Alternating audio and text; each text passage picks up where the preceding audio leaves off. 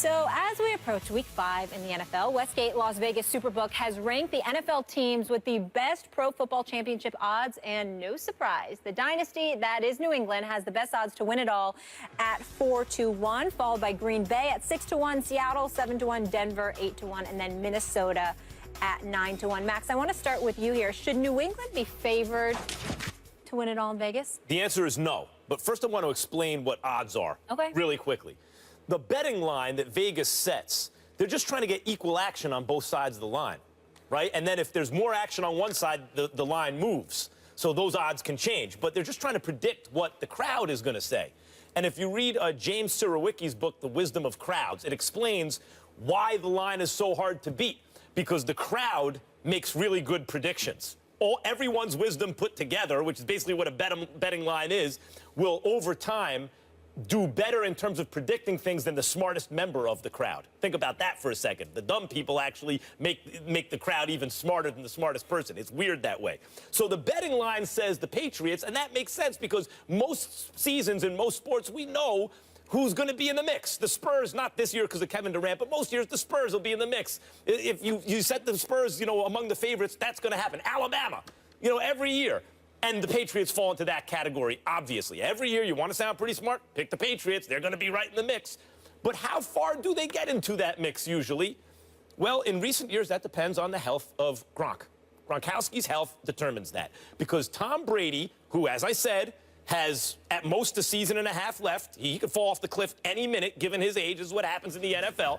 But Tom Brady's greatness in recent years is his lightning-quick ability to read defenses and make great decisions with the ball. He reads things so quickly and makes such great decisions that they're always a playoff team. But when they advance in the playoffs, when they threaten to win a Super Bowl, is when he has a guy in Gronkowski that allows him to be less than perfect. Just chuck it in his direction. He'll come down with it. And when Gronk is on the field, the Patriots absolutely are among the maybe two favorites in the AFC. But when he's not, they're not. They're just not. And it's really early, and Gronk has already had health concerns this year, and given Brady's age and Gronk's health pattern, I don't think you can put them ahead of the Denver Broncos, who just won the Super Bowl last year, beat the Patriots in the playoffs, with Gronkowski, by the way, and has since then looked better. Their offense looks better. Their defense looks as good as ever. I wouldn't put them ahead of the Broncos, and that's just in the AFC, Damian. Oh, Max, let me break this down to you. And here's why I believe the Patriots should be favored. When you go back, first of all, let's start with this year. Let's start with this year alone. Here we are at the quarterback, New England 3-1 without Tom Brady. With Tom being suspended, what the Patriots were able to do, they were able to identify things that they could work on to become an even better team. You know what they've done? They've become an even better rushing team. Another thing that people don't talk about is their defense. They've always had an underrated defense. They got boatloads of talent on the defensive side of the football. They got their old offensive line coach back, Dante Scarnecchia, which has been a problem for the New England Patriots the past couple of years, the play up front. So when you combine all those things and the fact that they haven't really had to play Gronk because they've been doing so well. So all this time, Gronk has just been getting healthy. Now you enter into the equation Tom Brady, who we know is gonna come play with it like his hair is on fire. Why in the world would you favor a matchup between Tom Brady and Trevor Siemian? Who would you favor in that matchup? If independently, if the question is Tom Brady better than Trevor Siemian? The answer is yes. Even when he's hurt, he's better than Trevor Siemian. And to me, the Patriots... But they're not playing each other. The Patriots are a better team this year than they were last year. I don't know... Because they got Bennett at tight end? No, because of the things I just said. So you're not listening to me right now? Listen, the Patriots... They have more balance offensively, and they're going to be even better when Tom Brady comes back. Gronk is going to come back. He's going to come back fresh. He's going to come back even healthier. Add him with Martellus Bennett and all the weapons that they had on offense. They got some good linebackers. They haven't even all been healthy yet. All that is true. Right. All that's true. So for me... I'm not going to say that the Denver Broncos are better than the New England Patriots when the Patriots 3-1 playing with second and third string quarterbacks out there. You got the best head coach in NFL history in Bill Belichick. This team is markedly better than they were last year. Listen, when it comes to the Patriots, when it comes to the Patriots, it's like Tiger Woods. Back in the day, Tiger Woods in the field. I'm always going to go with Tiger, and in this case, I'm going to go with the Patriots right now, better than the field. Yeah, except that they played each other in the playoffs last year, and the Broncos won. And I just said the Patriots are better than last year. And they had Gronk. You're assuming Gronk will be there. You're forgetting about the fact that LeGarrette Blount is 30 years old. And playing out of his mind right now. He is, but let's see what it is. What a 30-year-old running back is at the end of the season and in the postseason. You're assuming Gronk will be there, and you're assuming that the Broncos haven't gotten any better. Have the Broncos gotten better? Have the Broncos gotten better? I would say offensively they're probably a little bit better. But since we're on this whole assumption thing that you're on, so we're assuming that I'm not assuming. You said, we assume that Gronk is going to be this. Assumption. We're assuming that LeGarrette Blount's going. So can we also say it on the same side with the Denver Broncos? Listen, I know what it's like to play as a Super Bowl champion the year after when every team brings their A game. That is mentally taxing. It wears on you as the season goes along. I don't know what the Denver Broncos are going to look like at the end of the season after playing a 16-game slate where every team is up because they're playing a Super Bowl champion. I don't know. What I do know is I know the Patriots are a much better team than last year. That's why I'm going to favor So far, they've taken out Cam Newton, Andrew Luck, and Andy Dalton. We're not even in week 5 yet. Wait a minute. Are we really talking about the Colts, Andrew Luck? I mean, yeah, okay, the Luck guy has name brand, but he's a great come on, man, the Colts are trash, man. Let's be real. Well, see, the rest of the team is, but Andrew Luck ain't. Okay. And by the way, last time I checked, it's a team sport. Those are three. One of the reasons people are down on the Panthers is the 1-3 record instead of the 2-2 record. One of the reasons they lost is because week 1, when they were flying high and everything, they had to go to Denver and play the Super Bowl champions. All I know is that the reigning Super Bowl champions who just beat the Patriots in the last postseason that was played are now undefeated and looking better than ever, but somehow the Patriots have leapfrogged them. And that's just the AFC, by the way. Okay. How about the Minnesota Vikings? How are they looking so far? Minnesota's looking well. Yeah, they're looking good. A little bit of I'm not taking the Minnesota Vikings over the New England Patriots. How about the Seattle Seahawks? They're like a novice. The Minnesota Vikings are like a novice right now. They're just starting to find their way as far as being a good team. They were good last year. They're getting better, but we're going to put them in the same. So they were finding their way last year. They found their way last year. So now they're taking the next step. They're taking the next step. But I'm not. Are you ready to put them in the class of the New England Patriots? At this point, based on what I've seen so far. Come on. It's New England versus everybody. Come on, Max. It's New England and everyone else. New England and everyone else? Yes. By the way, the Seattle Seahawks in recent years been just as successful as the New England Patriots. And we're going to talk about it later in the show. Pete Carroll's there saying this is the best team he's ever coached. You're going to write off the Seahawks?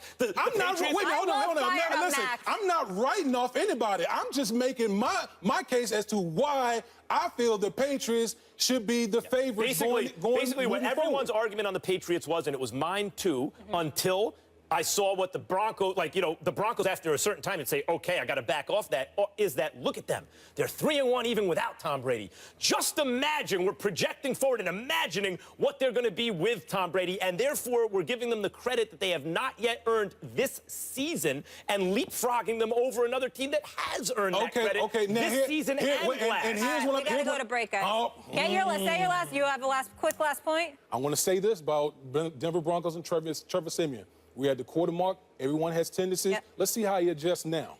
I love fired up, Max. I don't think Stephen A. gets quite as fired up as you do, Damien, but Stephen A. will be here with us the next block. Damien also sticking around. We're having fun. Josh Norman voiced his opinion on his former team's defensive struggles of late, specifically Julio Jones' record-setting day against the Panthers, 12 catches for 300 yards. Norman telling our Vaughn McClure, shoot, just disrespectful to line up a rook against that man like that, like he's not the top wide receiver in the league. Damien, is it time for Josh Norman to stop talking about the Carolina Panthers? Absolutely. It's like saying, why are you worried about what's going on in another man's house? You know what I mean? Like, here's the thing for me. You've already won. You are a fifth-round pick that basically you're self-made, built yourself up into one of the top 3 cornerbacks in the National Football League. They decide to let you go. You're now the highest paid cornerback in the league, and you're concerned about the Carolina Panthers and what's going on over there?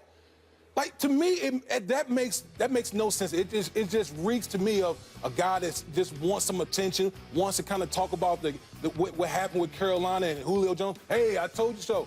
So what? You need to be concerned about what's going on in Washington and that secondary in Washington. That's what you really need to be concerned about. Because, listen, Carolina as an organization, particularly on defense, they've never paid anybody in their secondary. You knew that. I'm sure your representatives knew that. They poured their money in the defensive front. So the fact that you moved on to Washington, got paid, got your money, again, I ask, what possible reason do you have for talking about another man's house? Doesn't make any sense. I have an answer for that. I have an answer for that because I love this. I actually love this. And you're talking from the point of view of a player and a team player and a guy who's trying to win football games. But I'm just talking about from maybe it's more of a fan's point of view or maybe a human point of view. Josh Norman built himself from fifth-round pick to elite defensive player on his competitiveness. This dude is just next-level competitive. So however he's rationally knows in his rational brain, they're not going to pay me like that, whatever. What he's telling himself is, oh, they think it's just their system. They think I'm a system corner. They don't think I'm a cover guy. They don't think I'm worth the money. I'm going to show them. That's what it's all about. Now, when can you talk? When your team wins. The team just won a couple of games. And when the team that got rid of you just lost. And when they got burnt by an elite receiver that you put a guy on who's cheap because they didn't want to pay you. That's when you talk. Here's the downside. You talk in good times, that's all right. There will be bad times.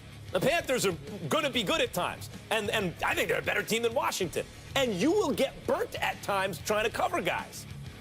And that's when you're going to get criticized. And that's why I hate him because he's on Washington, I'm a Giants fan. But that's why I love Josh Norman, the player, because he's willing to put himself out there, knowing what the consequences are, knowing just like when, even though he's not really a cover corner who's just going to shadow a guy all day and everything, but knowing that even though that's not his job, he will still get blamed. When someone catches a touchdown pass and he's in the frame on your TV screen, oh, look, they caught it on Josh Norman. Knowing that, he'll still talk smack going into that game, knowing that the Panthers are going to win and that the Washington's going to lose, and there'll be weeks where they point the finger back at him. He's still willing to do it. He's willing to take that heat because he believes in himself. I love a guy like that.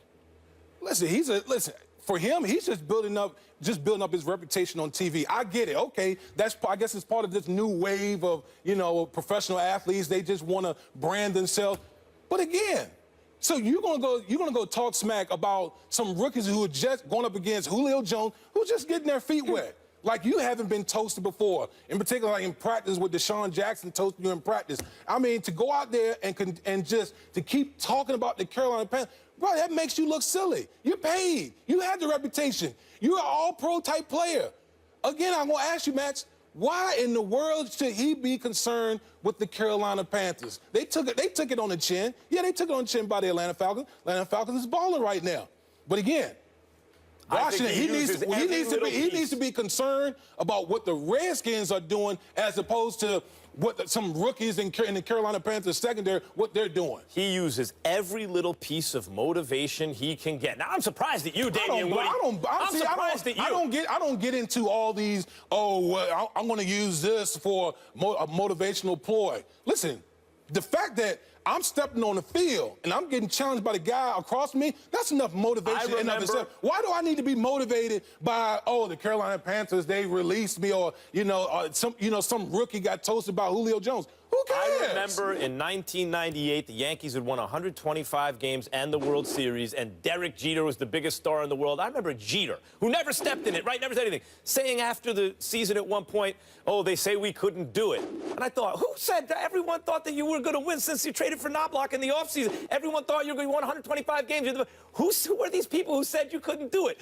When the actual opponent isn't there, the super competitive athletes have to invent them. Josh Norman actually has an opponent here. It's the Carolina Panthers. And everything he says is actually not directed at the rookie corner. He's actually giving him a pass. Look, you can't cover Julio Jones with a rookie corner. You can't cover him one-on-one. He's actually complimenting Julio Jones. Everything he says is directed at the Carolina Panthers' brains. He's saying, that was stupid to let me go. You're the team that didn't want to pay me. That was dumb. That was a mistake. And everything all the evidence he gives points to that. Well, let me ask you a question. Who brains do you trust more? The Carolina Brain Trust, who just came off a Super Bowl, or the Washington Redskins, who haven't done squat in I don't know how long? Who brains do you really trust now? Who, me? Yeah, you. I'm Carolina. No, Carolina. Right. I'm talking about from his point of view. So this nonsense that you're talking about, I'm putting my faith in the Carolina Panthers. I don't know about this nonsense you're talking about. The bottom line here, matter of fact point is this. You need to be worried about the Washington Redskins, that secondary, because to me, the Washington defense, what have they done? What has he done in that Washington defense? Listen, at the end of the day, at the end of the year, we're going to be able to line all this up. And we're going to see where the Carolina Panthers are, and we're going to see where the Washington Redskins... I'll put my money on Carolina. Of course. I'll put my money on Carolina, yeah, sure. absolutely. But we're talking about from the player's point of view, and you hit on it earlier. He has a media career now. I mean, that's one of the things about Washington, and I think Dan Snyder's a bad owner. I think that's a bad franchise, and they make signings like this. A guy who's not a cover guy, now they want to turn him into a cover guy, and they overpay him and all that kind of stuff. They did the same thing with, it was Hainsworth. I mean, like, you know, they put guys in bad positions that they overpay after good seasons. That's not the way the NFL generally works. But one of the things about Josh Norman is he comes in and doesn't tell him, and now he has a TV show, and people, and that became a news cycle. We discussed it on this show. He has opinions. He knows how to make waves. Here we are talking about. He has a career in broadcasting, and he's also looking out for that. Absolutely. I have a question for you, Max. Obviously, everyone knows that Carolina potentially made a mistake in letting Josh Norman go, but do you think it's more impactful when he lets other people say that than he actually goes out and says it? Of course it looks better if he doesn't say it. But first of all, that's not his brand. And secondly, as I just said, you know, Muhammad Ali talked more smack than anyone who ever lived. And one of the reasons that we still remember him and talk about is not just his stance on Vietnam and the fact that he beat Foreman and Frazier and enlisted in these guys. It's that he said he was going to do it, told you how he was going to do it, and then went out and did it. Now, I'm not saying Norman's Muhammad Ali. And I don't know if he can back up all the talk, though. He's done a pretty good job so far. Not one-on-one. He can't cover Odell and Julio Jones one-on-one. No one can. And particularly not him. But has he been an excellent defensive player? Yeah. And the fact is, there's at least a correlation right now. I don't think it's causal. I don't think it's the reason. But he left Carolina, and they are now 1-3 and looking bad and just got burnt by an elite wideout. I mean, if you're going to say something, now's the time, and he said it. No question. I hope it holds up. Listen, after a Super Bowl, most teams have hiccups after the Super Bowl, you know, in particular a team that loses. So I just want to see how this whole thing plays out, because right now you're yapping. You're doing a lot of talking right now off of one game. Man, don't let me see you getting roasted out there, because you better believe he knows. He knows. And he knows, and he's willing to take it. He's willing to take the heat. There was a great piece last night. I don't know if you guys saw it on E60. Lisa Selters did a whole interview with Josh Norman, his brother. It's really interesting. His whole journey, though, coming from the 5th round, what he did, and everything he overcame. Definitely check that out. Stephen A. will be with us shortly, but coming up next.